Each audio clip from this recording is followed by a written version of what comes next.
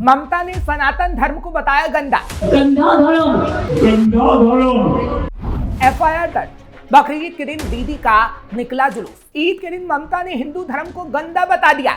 ईद के दिन ममता ने सनातन का अपमान कर डाला, महज उन टोपी वालों के लिए जिसके भरोसे ममता को उम्मीदें थी कि उनको कुर्सी दोबारा मिलेगी। लेकिन अब इन मुसलमानों की वजह से ही ममता पर एफआईआर दर्ज हो गई।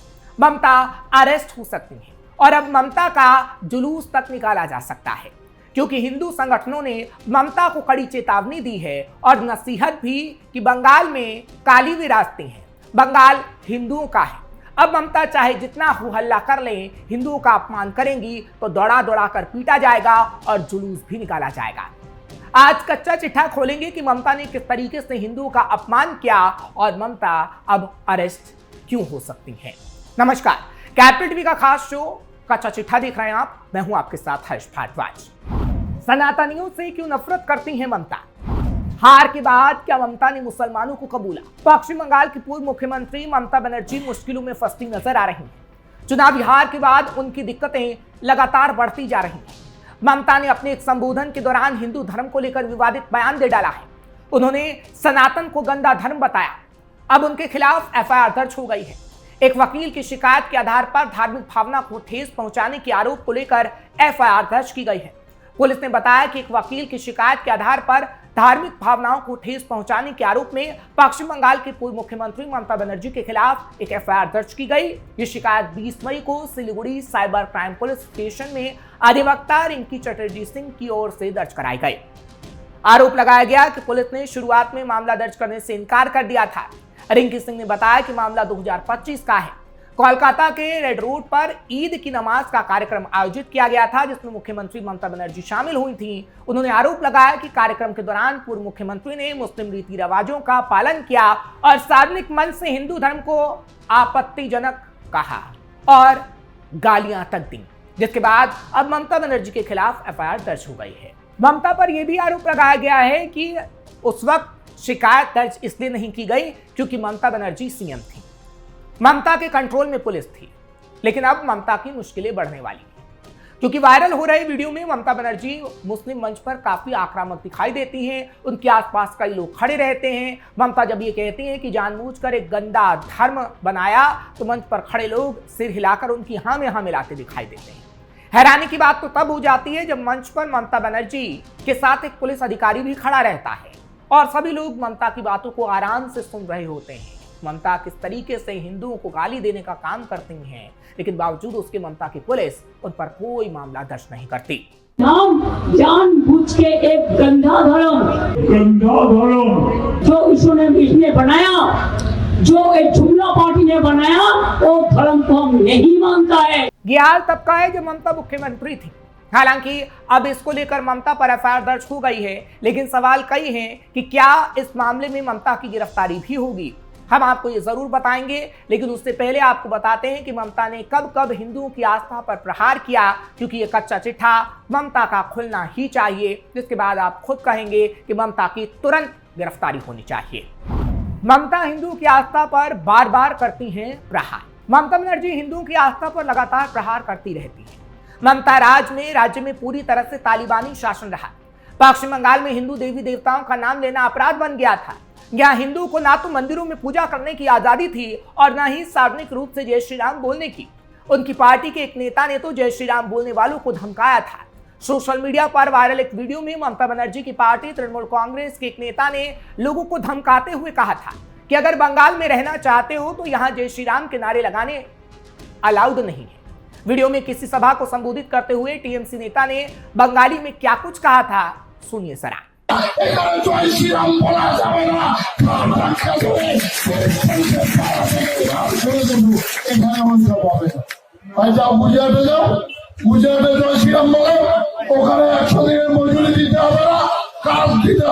पश्चिम बंगाल में ये कोई नया वाक्य नहीं है, बल्कि ऐसे कई वाक्य सामने आए हैं जब ममता के लोगों ने हिंदुओं का अपमान किया और ममता ने भी हिंदू धर्म को गंदा बताया। मुर्शिदाबाद में काली मां की मूर्ति जलाई। ममता बनर्जी मुस्लिम तुष्टीकरण और वोट बैंक को लेकर इतनी अंधी हो चुकी थी कि राज्य में हिंदू विरोधी हरकतों पर कुछ भी एक्शन नहीं ले पाती थी। कभी मंदिर में पूजा करने पर पिटाई की जाती थी, तो कभी हिंदुओं के घर और मंदिर जला दिए जाते थे। कभी रामनवमी और दुर्गा पूजा पर तो कभी सरस्वती पूजा पर रोक लगा दी जाती थी। इससे राज्य के मुसलमानों का हौसला बुलंद था और जब भी मौका मिलता था हिंदुओं को प्रताड़ित किया जाता था। इतना ही नहीं, मुर्शिदाबाद के एक मंदिर में काली मां की मूर्ति जला दी गई थी। बीजेपी के तत्कालीन सांसद अर्जुन सिंह ने एक ट्वीट कर आरोप भी लगाया था कि पश्चिम बंगाल के मुर्शिदाबाद इलाके के एक मंदिर पर हमला कर मां काली की मूर्ति जला दिया गया। उन्होंने आरोप लगाया था कि दीदी की राजनीति का जिहादी स्वरूप अब हिंदू धर्म और संस्कृति को नष्ट करने पर तुला है। अब एक और तस्वीर आपको दिखाते हैं। ये जो तस्वीर आप देख रहे हैं, ये तब की है जब ममता मुख्यमंत्री थी। दरअसल बीजेपी कार्यकर्ता ने नारायणपुर इलाके में यज्ञ आयोजित करने का प्रयास किया था, लेकिन ममता के गुंडों ने उन्हें रोक दिया था। हिंदू और ममता के गुंडों के बीच झड़प हो गई थी, जिसके बाद पुलिस ने लोगों को तितर बितर करने के लिए बल प्रयोग किया और जमकर हिंदुओं की पिटाई कर डाली। उधर खड़गपुर में श्री राम मंदिर के लिए पूजा का आयोजन भी किया गया था, लेकिन ममता बनर्जी की पुलिस ने लाठीचार्ज किया और महिलाओं को भी नहीं छोड़ा था।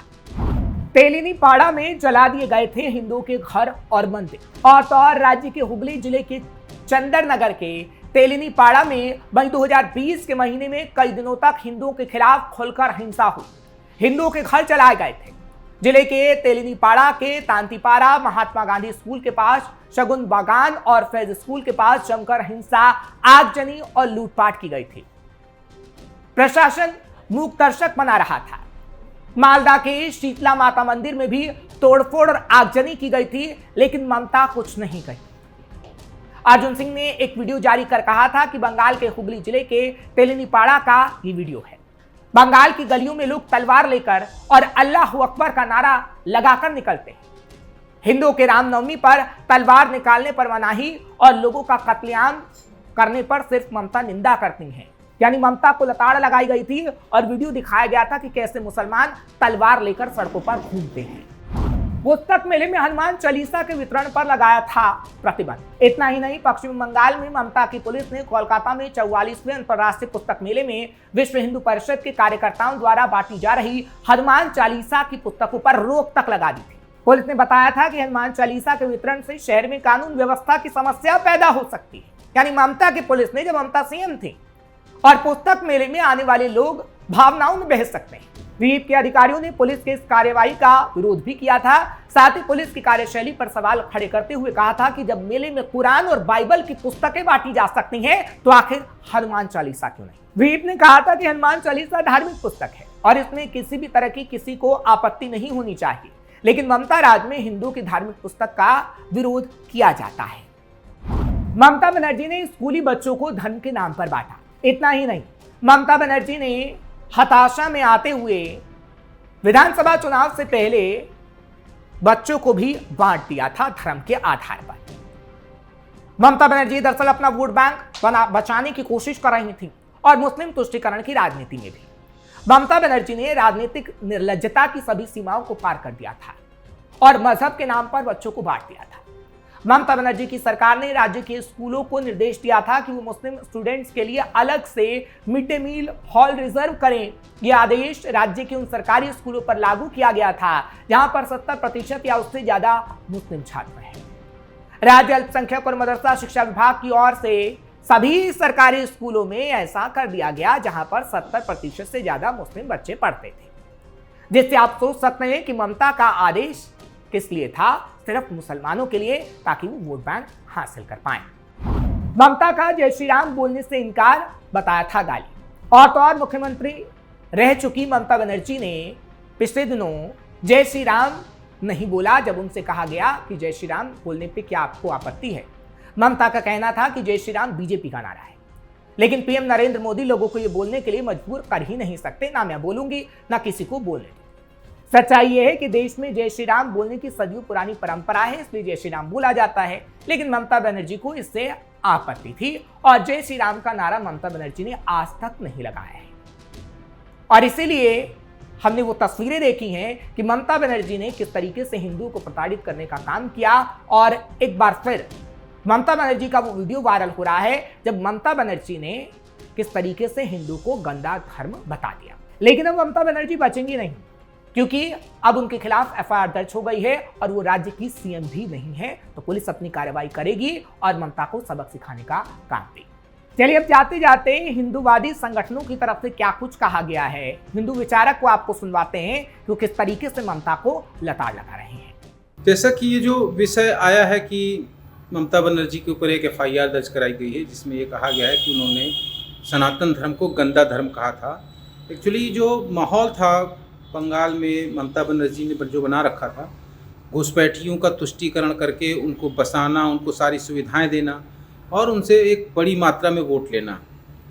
लेकिन इस बार के चुनाव में जो वहाँ से पहले ही घुसपैठियों को थोड़ा किनारे किया गया और हिंदुओं में जो जागरूकता आई, उसकी वजह से करारी हार हुई है और ये फ्रस्ट्रेट हो गई है। इसकी बुद्धि भी काम नहीं कर रही है, हालांकि पहले भी काम नहीं करती थी।